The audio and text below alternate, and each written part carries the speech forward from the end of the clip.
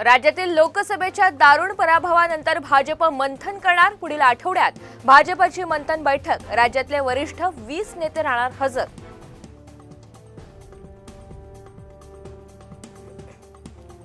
मुख्यमंत्री शिंदे आज विदर्भ दौऱ्यावर 547 कोटींच्या कामांचं भूमिपूजन। विधानसभा निवडणुकीच्या पार्श्वभूमीवर दौऱ्याला महत्त्व।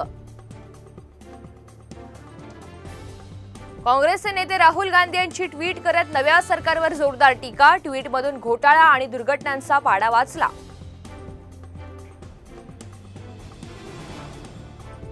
आमदार रोहित पवार आज राज्यपाल रमेश बैस यांची घेणार भेट। शेतकरी आणि विद्यार्थ्यांशी संबंधित समस्यांबाबत निवेदन देणार।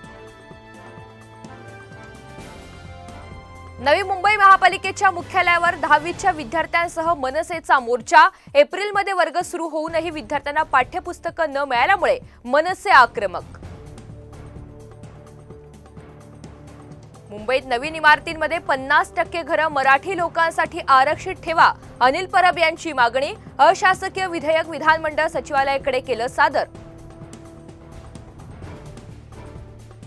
अंमली पदार्थ डान्स बार हप्ता वसुलीला चंद्रकांत पाटलांचं छुप्या पद्धतीने समर्थन होतं, मात्र अजितदादा यांच्यामुळे या गोष्टी समोर आल्या। अमोल मिटकरी यांचा चंद्रकांत पाटलांवर पलटवार। जर कार्यालय मिळालं नाही तर जिल्हाधिकारी कार्यालयातच माझं कार्यालय थाटेन। अमरावतीचे खासदार बळवंत वानखेडे यांचा इशारा।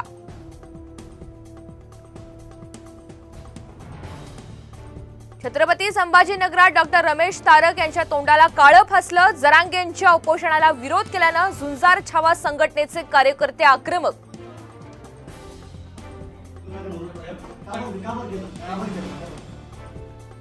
कराडमध्ये विजयी मेळाव्यात खासदार उदयनराजे भोसले यांच्याकडून निळू फुले यांची नक्कल। कराड दक्षिणच्या मतदारांचं कौतुक करताना उदयनराजे यांच्याकडून नक्कल। कार्यकर्त्यांचेही जोरदार दाद।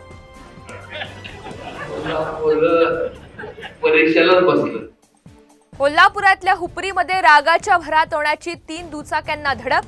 दुकानाच्या दारात बसायला न दिल्यानं तरुणाचं कृत्य। जमावाकडून तरुणाला चोप।